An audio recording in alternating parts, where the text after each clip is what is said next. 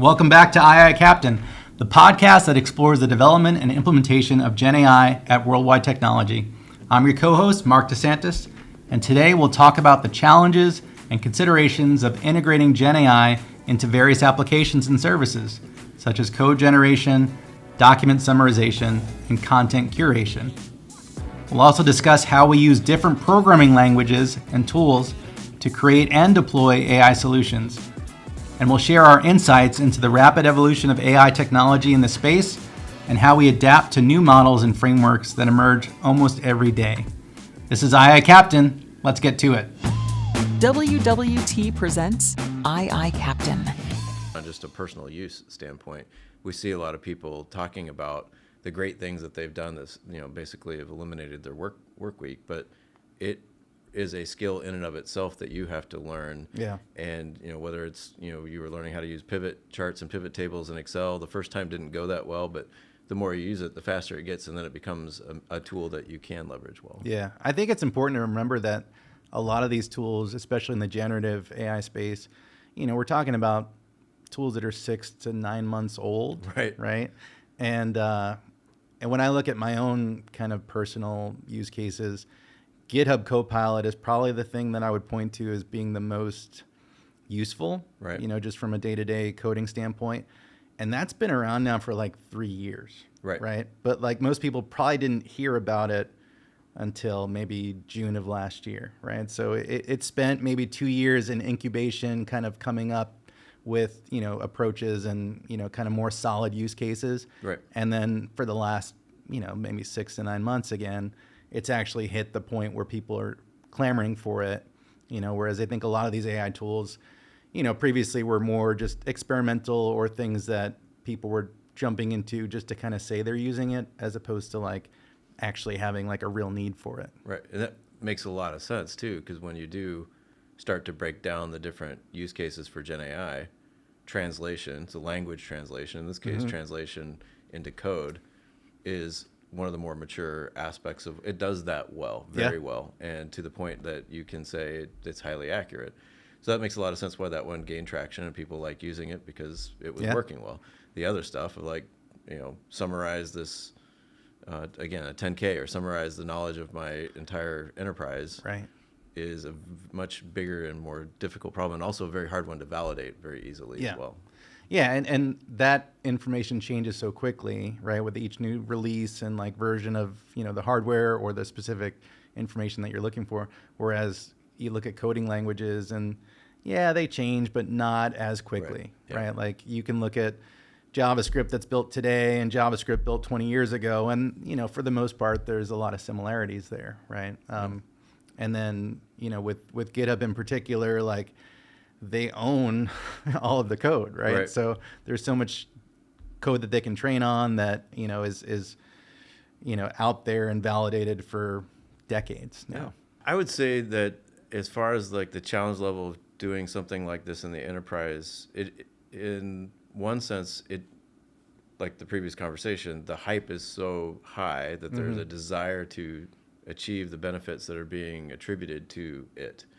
But then the other part that you mentioned, it's in its infancy as far as the technical maturity, or even the ways that we use it. I mean, not long ago it was all about how do we do RAG, and now it's how do we actually implement agents. So things keep changing and moving such that it's hard to get things settled out to a point that you can say, okay, we've established a business process that uses generative AI and it's stable and working well.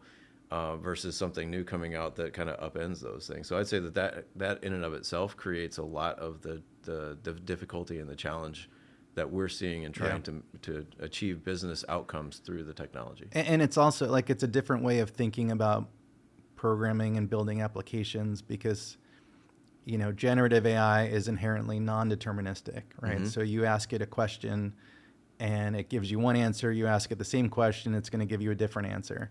That's not how we're used to building software, right?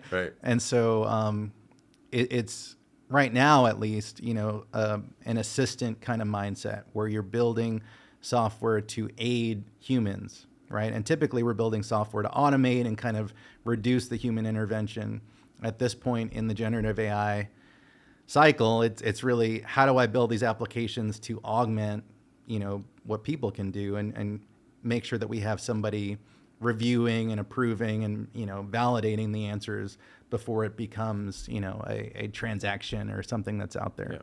I think the challenge is, striving for consistency in terms of the number of AI offerings that we have as a company, right? Because we are not great at adhering to policies, and maybe, Some of us. Yeah. Yeah. Well, so some people have, their own private licenses for Sure. GPT plus, right? Right. I'm sure no one at this table does, No. but yeah. So it's like, how do we have a set of offerings that everybody uses and benefits from? Because right now, I think a lot of what I see is, people struggling to do something, say in Copilot. So we were just talking about this earlier. Copilot's great at certain document types, maybe not so great at others, right? So Excel right now is difficult to analyze with Copilot, whereas, in GPT-4 with the paid program, you can do a lot more with analyzing Excel. And so some people have access to that. Maybe they shouldn't be using it, but they are. And then there's other tools out there that people are using and paying for themselves, or paying for their, for it on their company card. That's been one of the trickiest things that I've seen. And, it makes me, as we start to establish this kind of AI center of excellence, it makes me want to provide a set of offerings that everybody will, kind of love and gravitate to, and not be, kind of forced to utilize. And I'm curious, in your role, I know that's important to you, right? To have people, kind of utilizing a standard set of tools. What have you been thinking about along those lines? I'd say similar. I want a usable set of tools, and to your point, I mean, for every user, you would want a consistent one so that you can maximize on training. It levels the playing field as far as how you're communicating. Oh, do this, that, or the other thing. And then obviously the challenge with that is, especially again with the things in the infancy, one thing leapfrogs another, and then you're wanting to say, I want to buy that versus this, and so. So from a cost standpoint, that becomes tangible, right? Every one of our, vendors, suppliers, or whatever has some sort of tool, and it seems like the magical price point is $20 per user per month. Well, if we add that all up, that could be very significant, to the point that it comes back to the other question that we're often asked is, what's the value that we're achieving by implementing these things? How can you demonstrate that? So that becomes a conundrum, frankly. And I don't know if we've clearly navigated that yet. I think there will probably be a little bit more messiness in the near term, as long as we're still adhering to data privacy and security policies, et cetera, where we might be experimenting with different tools. I'd say the other part, maybe going all the way back even to the beginning of if people ask you, or what are the hindrances that might be put in front of people to try out a tool, is it's almost this paradox of people saying, you hear out there, it's like, it saves you so much time, but yet you have to spend time learning how to use it. So it feels like you're actually maybe not wasting, but you're spending more time to get the result that you're like, I could have done that manually. But if you do change your mindset to be like, I'm going to use these as opportunities to try and learn, then it becomes a faster opportunity. And you've, tying that back to the different tools, you've learned the ins and outs of the tool set that you have access to, so you're not wasting your time ramming your head against the wall trying to get it to do something that it can't do yet. Yeah, and I'm totally in favor of innovation and experimentation, but there's got to be some limits to it, right? Because, so take GitHub Copilot again. I have not seen a better tool for coding assistant, but I've had some people tell me that oh well, I'm experimenting with my own custom Copilot for coding. Yeah. It's like, all right, well, show me how it's better than GitHub Copilot. Right. And really, for a lot of people, it just comes down to, well, I just want to learn. I want to do it myself, which is cool. But, in the workspace where you're expecting productivity and, kind of efficiency and, for the teams to be able to learn together, having a consistent set of tools that everybody's benefiting from and learning from as a whole, tends to be where my preference is. Yeah. And that kind of opens up the door to a completely different topic about how do you define the right kind of use cases that an enterprise would focus on and prioritize them and tackle them. And where do you find out maybe you've gone down that road, but somebody's caught up in a different space and you want to, cut bait on that. Yeah, that's a hot topic here, and I know in a lot of other companies where we're building out some tools that have rivals out in the space. In some cases, rivals with technology we already own, right? We're paying for this technology, and they're coming out with features that are maybe competing with some of ours. And yeah, I think there's definitely a line there that we haven't figured out like how to draw yet to understand like how far do we go with a certain project before we realize that maybe we need to stop and learn from those efforts, but also recognize that a third party might have a better solution. Well, I was just thinking about like this idea of like AI quoting product.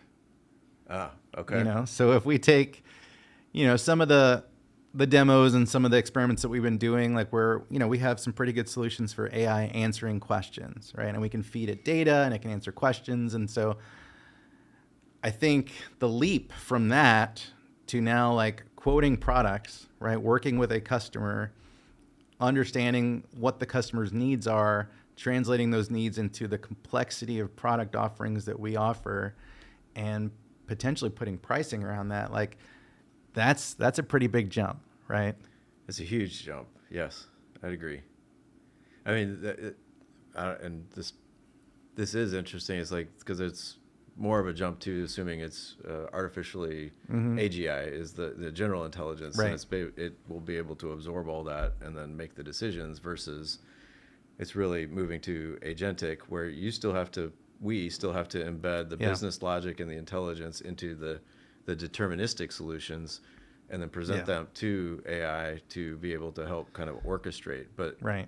In all of those, I don't think either of us would say, go forth and quote and get back to us when things hit the fan. Yeah, I think it's about productivity. It's about being that assistant, and Microsoft's use that Copilot branding, I think effectively to showcase that it is not a replacement, for a person who's going to provide that quote, but it's really meant to be something that is assisting you to create a quote faster and hopefully more accurately than what we can do today. Yeah.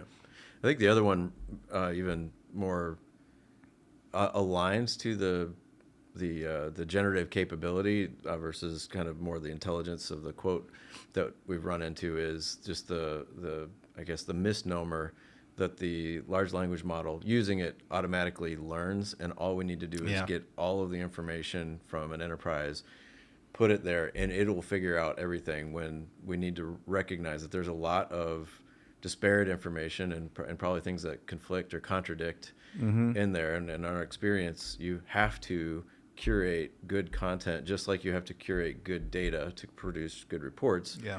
You need to curate good content in order to produce good answers. And that creates, in a way, that actually creates new work. So in the sense that people are afraid that it's going to take away people's jobs, it creates different jobs in the sense that we now need to look at the feedback loop for what are the answers, what's the good content, or where do we need to alter or find new content, and feed that into the system in order to make it perpetuating. Yeah, and we've been using a pattern here of like thumbs up and thumbs down for a lot of our responses to these prompts.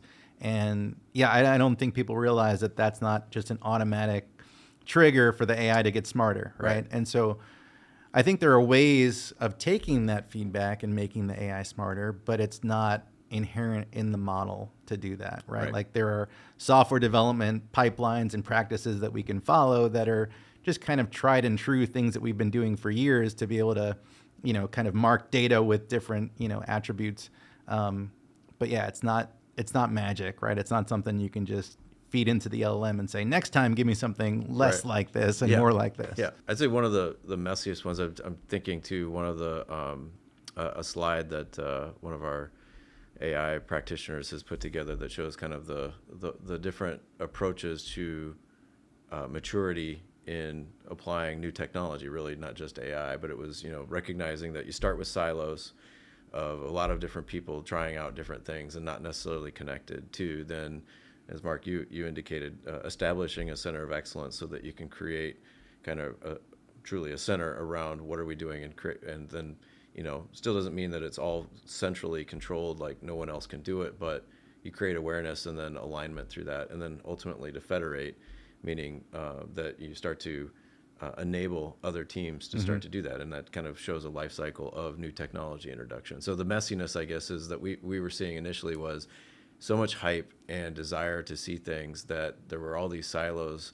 Like I said, somebody was out creating a code generator when there was a commercial one available.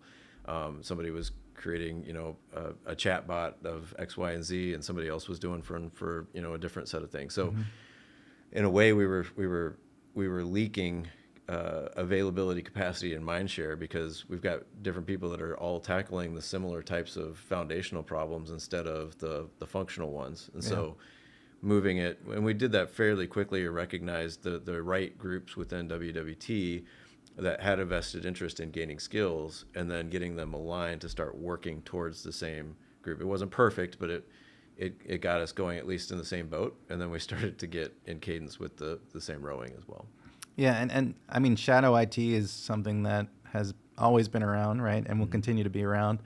I think, we've seen examples along the AI space where, again, somebody, goes through a demo and, they've got a new feature that they're excited about, and then because of the hype around AI, it now becomes elevated, right? Whereas, traditionally, maybe some of the shadow IT projects are not necessarily treated as like, the next new thing, right? They're often, they have a slower path towards gaining acceptance by the broader company. Yeah. But in the case of AI, like we've seen some examples where, the next new thing might just be like, somebody's demo on, an NVIDIA chip that they're working with. Right. I think the other messiness that I think both of you and I have seen is almost the hammer and nail problem of AI is cool, so therefore solve this problem with AI. Yeah. Where we want to take the step back and say that's one tool and the tool chest, and it's probably one we're not that good at using yet. So we will continue to practice with it, and we'll find places that will nail into a board or whatnot. But we want to make sure that we still are using the right tools for the right problems, and then achieving the results. If we miss that I think becomes very detrimental. We could be the best at AI and miss a bunch of opportunities to optimize within our business and meeting our business's needs, and that doesn't help us overall. So I think that's the key thing that we have to watch out for. Yeah. One other thing that comes to mind, so I've been in this role now for say 6 weeks, and just looking over the last 6 weeks, like one of the messy stories I can think of is, we had a situation. So as a company, I would say we're relatively new to some of these cloud services, right? We do have some cloud services that are out there, but now with AI, there's been a bigger push towards adopting cloud services because it, in some sense, becomes a bit of an easy button, right? For platform as a service, you mean? Yeah. Yeah. So for in specifically like the Azure AI models, right? Getting access to some of these, environments where we can directly integrate with our own, open AI models, like within our Azure space. And so just looking at that, I think there's been maybe a little bit of an urgency behind, getting these models available that didn't come with the normal amount of like rigor around cloud management. And so we had a situation last month where, it was basically like a $30,000 blip, right? And like, in any normal circumstance, that would be a big deal, right? At least to me, like where my cloud budget typically was in the like tens of dollars range monthly, we had like a $30,000 blip over the course of 2 weeks, and nobody really noticed. Right. And so we're trying to fix that, and kind of bring some of the rigor into place there. And by the way, I told the CFO it was 20,000, so let's keep it at that number, not 30. Gotcha. Well, I think we are learning some hard lessons, some that cost money, some that are just blood, sweat, and tears, et cetera. But I think with that, again, we mentioned that we've had alignment with other groups. In our particular case, we're aligned closely with our go-to-market team around business analytics and data science. And that team has helped a number of clients already in the areas of data maturity, data governance, and reporting and predictive analytics. And they have been along with us on this journey as well, and have the expertise gained through both our experience as well as their own continued study that I think would be a great value add, because as I mentioned, it all still fits together. It's not like this one outside thing that you can bolt on and suddenly it's magic. It needs to be, it truly has its value when it's used and aligned with data management, data governance, and now content governance, and then applied in the right way. And I think that group has a tremendous track record with our clients on delivering that type of value. Yeah, and we're continuing to work with them, through our custom projects, and every week we meet with our executive team to kind of walk through progress for our internal projects and then progress on the sales pipeline as well. So yeah, making sure that we continue to kind of work together as a unified team, even though we obviously have different targets and objectives. Yeah. Generative AI is a fascinating and complex field that has the potential to transform how we work, communicate, and create. But it also comes with its own set of challenges, and this episode has given us a glimpse into how you can make it work in your own AI journey. In our next episode, we'll dive deeper into the technical aspects of developing and deploying AI features in a tech environment, and talk about how we built momentum behind AI initiatives to help them succeed. See you next time on AI Captain.